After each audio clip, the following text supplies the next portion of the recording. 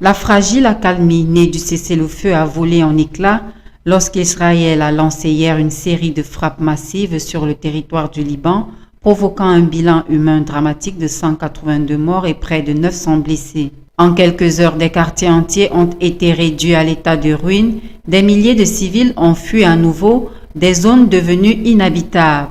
Cette escalade brutale, survenue en dépit d'engagements récents à cesser les hostilités, ravive les tensions régionales et fait craindre un embrasement plus large. Dans ce contexte de vives tensions, la communauté internationale continue de multiplier les appels à un cessez-le-feu global et à une désescalade immédiate. Le président Emmanuel Macron s'est particulièrement montré favorable.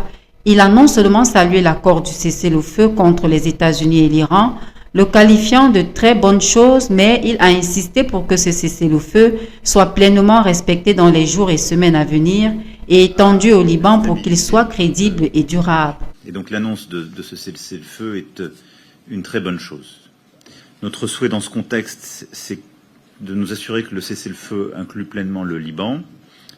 Emmanuel Macron a souligné que l'inclusion du Liban dans la trêve est une condition nécessaire pour une paix régionale durable et a exprimé la solidarité de la France aux autorités libanaises face aux récents bombardements.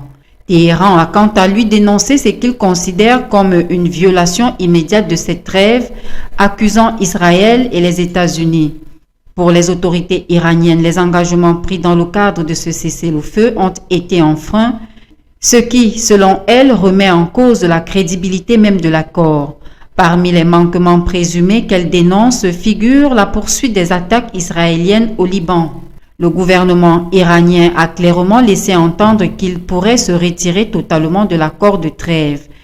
Cette posture iranienne s'inscrit dans un climat de forte escalade régionale où les interprétations de cessez-le-feu divergent. Israël maintient que ses opérations au Liban ne sont pas couvertes par l'accord de trêve, tandis que Téhéran et certains médiateurs affirment que le Liban devrait en faire partie, ce qui alimente encore plus les accusations iraniennes de violation et de mauvaise foi de la part de ses adversaires.